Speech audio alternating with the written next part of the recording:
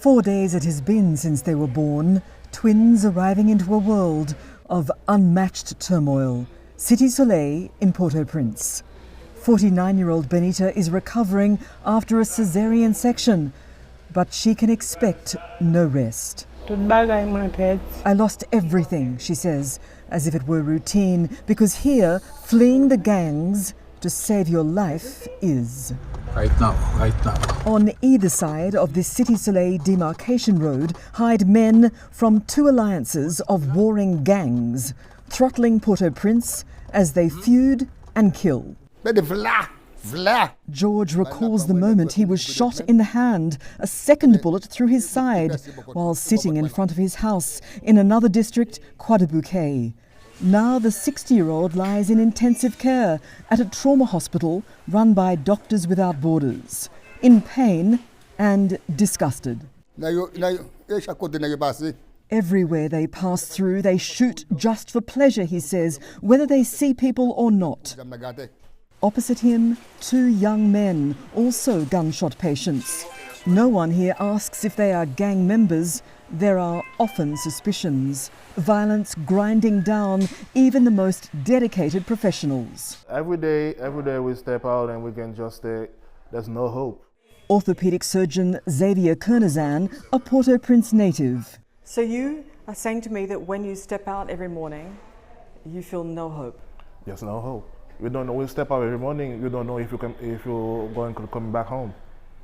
Every day. Every day. You don't know. Attacked in Cité Soleil last year when he accidentally made a wrong turn. Gangs demanded he drive deeper into their territory. I say to the guy, nope. I know there's a gang situation in Cité Soleil. If I go further, I just sign my death. And I told the guy, if you want to kill me, just kill me now. His life spared only because a gang member who was a former patient at the last moment turned up and recognized him. 160 new cases at this one trauma hospital every month, the vast majority gunshot. This young man shot while picking up his mum, Annalus, as he took his family to church.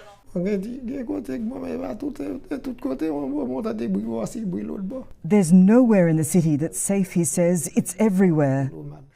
Some patients repeat victims of gunfire. It's more difficult because sometimes some of those bullets might be retained and you don't know if it's the recent one or the old one, and you try to make a puzzle of if there's a hole where the bullet went in and the bullet standing here, so which organs might have been damaged.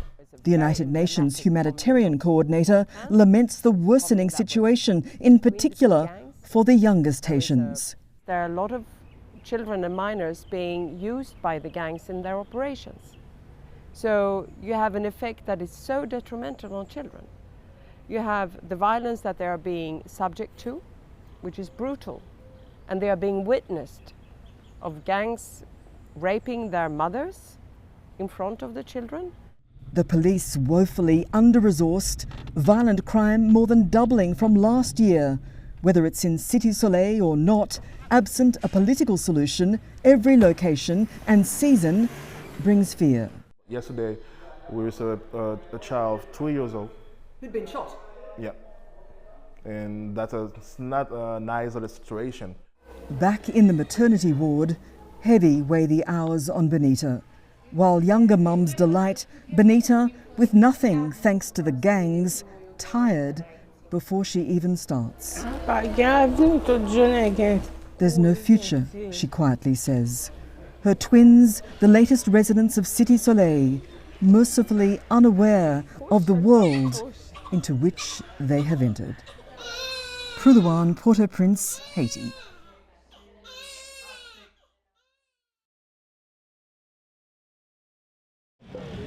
It can look deceptively normal. Dangerous does not even begin to describe Port-au-Prince. 80% controlled by gangs, 100% ruled by fear. Jimmy Cherizier is the most powerful gang leader in Haiti, otherwise known as Barbecue. Haitians live in total terror of the gangs, but he says he's doing good work. So let's go ask him. The motorcyclist up ahead, one of his men. We've been told to stay close. We are in G9 territory now, an alliance of gangs of which Barbecue is head. And then there he is, the former policeman who considers himself misrepresented. I want the world to know, he says, that I am a victim of a racist system, a corrupt system. He was sanctioned by the United Nations for human rights abuses last year. There are sanctions on you. Do you care?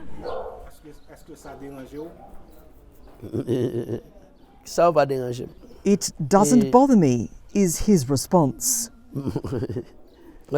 Barbecue is bothered when he shows me around his territory, a house burnt by rival gang G-PEP.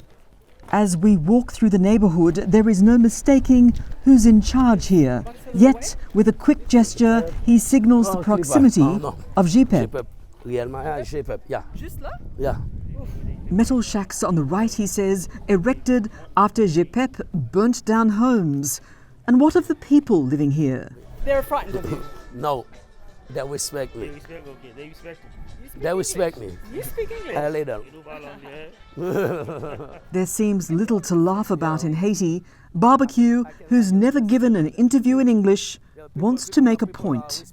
I'm always there to protect my people. The United Nations accuses him of having engaged in acts that threaten the peace, security and stability of the country. It's G9 area. The mural proudly says as much. Barbecue does not shy away from increasing his profile. Yeah, you can take my picture. It's my picture. It's me. And after pointing out the Che Guevara-styled portrait, he has much more to say. If you are in G9 area, nothing bad will happen to you. Because what we need in G9 is we need another country. We need a country where we can have a lot of tourists to come to visit Haiti, because Haiti is a beautiful country. So, what can I say that? You think Haiti is beautiful and tourists should come and visit, but believe me, everyone is afraid. I know. And I know the reason they are afraid is just because the national media, the international media, talk always bad about Haiti. No. They're afraid because there are kidnappings every day. Who created the kidnappers? So you say G9 doesn't kidnap? Well, okay. Barbecue insists he does not allow kidnapping, says G9 is an armed group, not a gang. Either way, it's engaged in armed conflict. Where do you get your money from? Haiti has no elected officials. It does have business elites. They always say in English, follow the money. So where do you get your money from?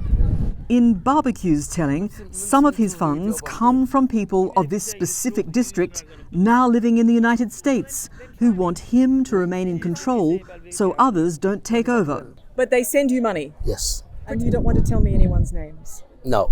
Okay. Beyond that, it's opaque. But more than 100 different gangs are vying for territory and power in Port-au-Prince. Can we walk a little bit more? Yeah. If you want. Barbecue tells me his daughter, his only child, is about to be 17. She always said to me, you know, when you are going to die. What does she mean by that? Because she knows I have a lot of enemies. Wow. Here in Delma 4, where Barbecue has full control, his is a broad smile. And it seems he wants to know he's made a positive impression. Mandeli Silpem, Upem. Sorry? Are you scared of me? That's his question to you. Let's go, Pem.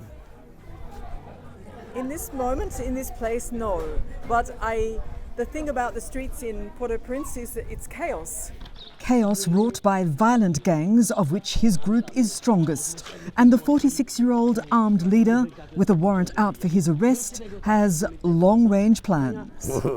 I think I'm going to live more. than 46, yeah. Yeah? Yeah, because I have a lot of things to do for this country. For Haitians already suffering and dying during this time of gang warfare, it is a promise that augurs no chance of any peace. Prue Lewarne, Port-au-Prince, Haiti.